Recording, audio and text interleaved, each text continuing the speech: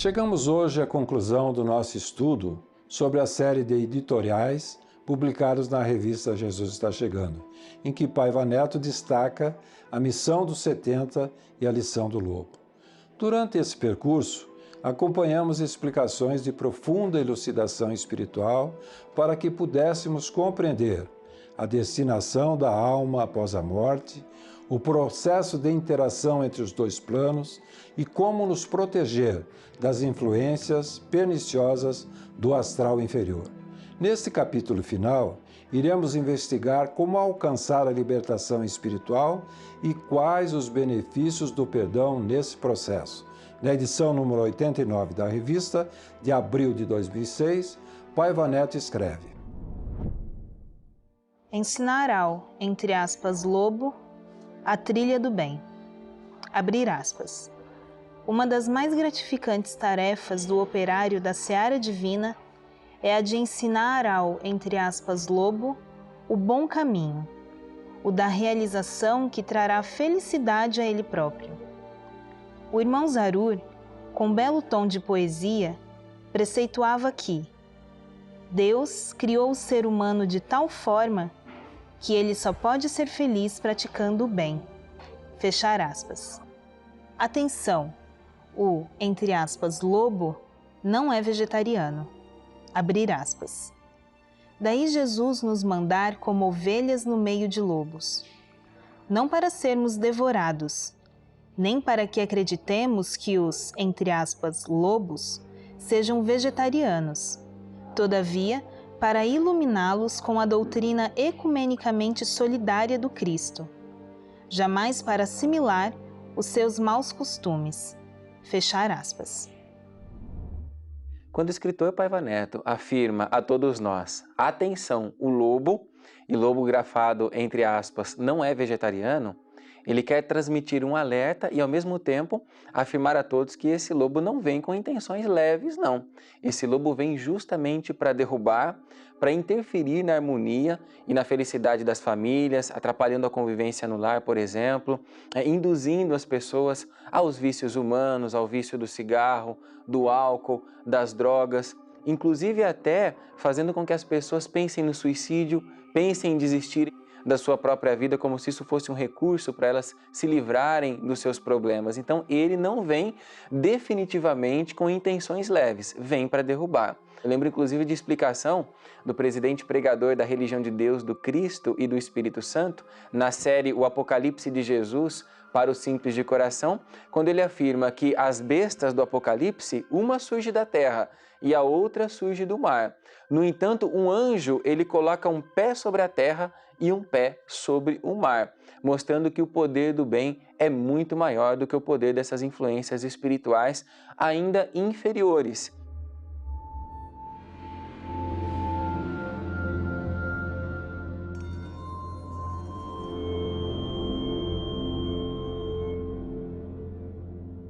Considerar as crenças dos pacientes, as crenças espirituais e que podem ser factíveis, inclusive, é fundamental para que ele possa crescer degrau por degrau sobre a plataforma que ele já tem e não sobre o que falta, e assim favorecendo naturalmente o processo de superação. São vários os desafios nessa área.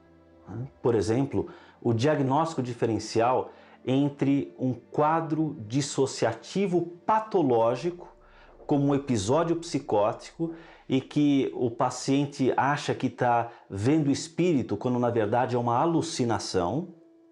E essa condição deve ser diferenciada de um outro quadro dissociativo não patológico, por exemplo, como uma emergência espiritual.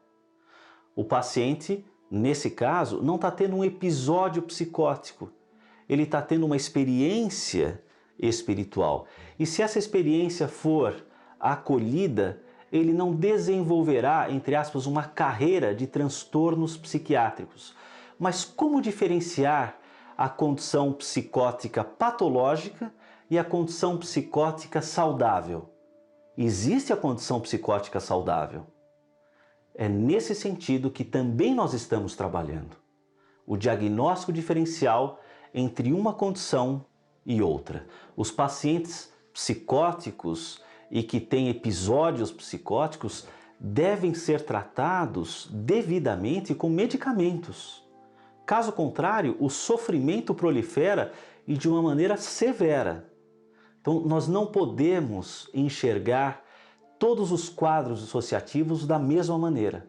Nós precisamos diferenciar esses quadros.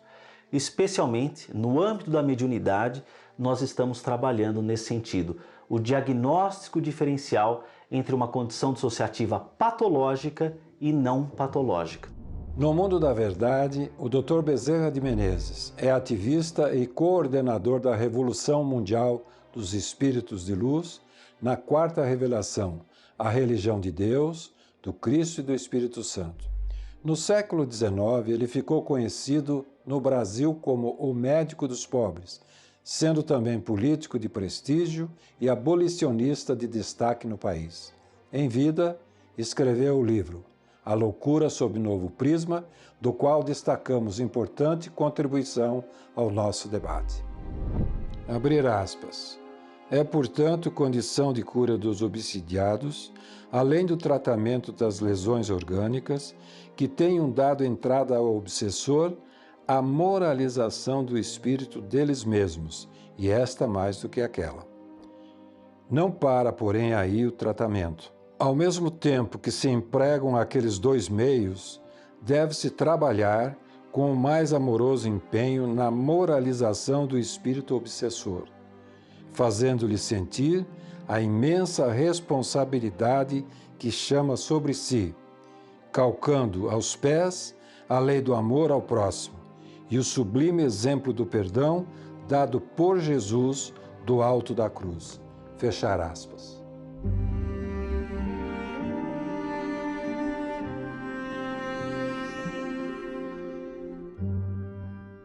O perdão é a força mais importante, eu acho, né? Porque é a conciliação, como que posso te falar? Harmonia, tudo que vai gerar coisas boas para a pessoa, né? Se você tem raiva, ódio, ressentimento, causa danos para a sua saúde. Eu acho que o perdão nos liberta, tirando um peso das nossas costas, né? E abrindo um caminho para a gente ter uma vida mais feliz e saudável. Porque se a pessoa faz uma coisa errada contra mim, assim, né? Se der uma mancada comigo, aí dificilmente eu vou perdoar. Aí eu não vou servir mais essa pessoa, não vou fazer mais nada por ela.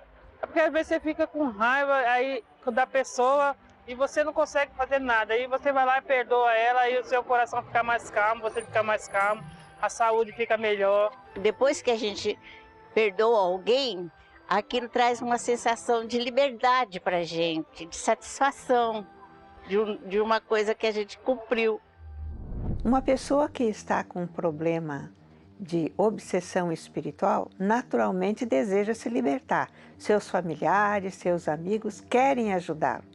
Mas é bom refletir um pouco sobre o que pode ter causado esta obsessão, né? Esta fixação de um obsessor por uma pessoa. Com certeza, uma sintonia de sentimentos, que nós chamamos de a lei da atração. Ou também alguma ofensa em vidas passadas, em que o obsessor pode ter sido vítima de alguma ação desta pessoa que está encarnada, então veio para uma prestação de contas ou algo parecido, e muitos outros motivos. Então, algo precisa ser feito para que esta atração se desfaça.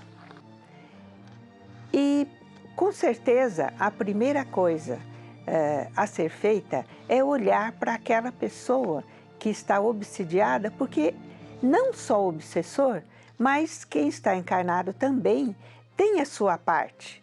Porque se é uma lei de atração, dos dois lados existe aí algum problema, algo que chama esses dois espíritos. Como então conseguir que esta pessoa encarnada possa se livrar desta companhia, né, que não é desejável. Naturalmente, reeducando-se. Se é um sentimento que atrai, vamos reeducar esse sentimento. Se é um pensamento fixo em alguma coisa, se é um desejo muito forte de algo que possa até lhe trazer mal, então isto precisa ser tratado. Como? Primeiro pela oração.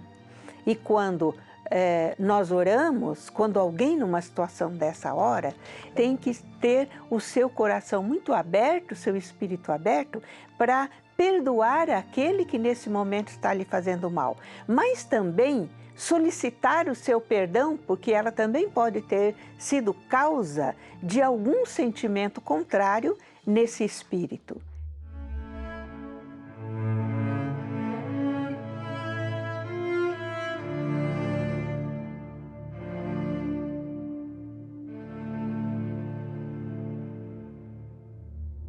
A religião de Deus, do Cristo e do Espírito Santo oferece um tratamento específico para quem passa por essa situação. Se você enfrenta ou tem um familiar que enfrenta a situação de obsessão, você pode vir às igrejas ecumênicas da religião divina, você pode trazer essa pessoa, porque um integrante da equipe do Departamento de Assistência Espiritual da religião divina apoiará essa pessoa para que ela fortaleça o seu pensamento, para que ela fortaleça e firme cada vez mais o sentimento em Jesus e participando ativamente das nossas atividades. Por exemplo, participando todas as semanas da Cruzada do Novo Mandamento de Jesus, fortalecendo em si, no seu dia a dia, o exercício da prece. Quando vai à igreja também, você passa pela cerimônia de imposição das mãos, recebe as energias que vêm do Cristo de Deus, e essas energias não vão só lhe ajudar na recuperação, mas na sua defesa espiritual.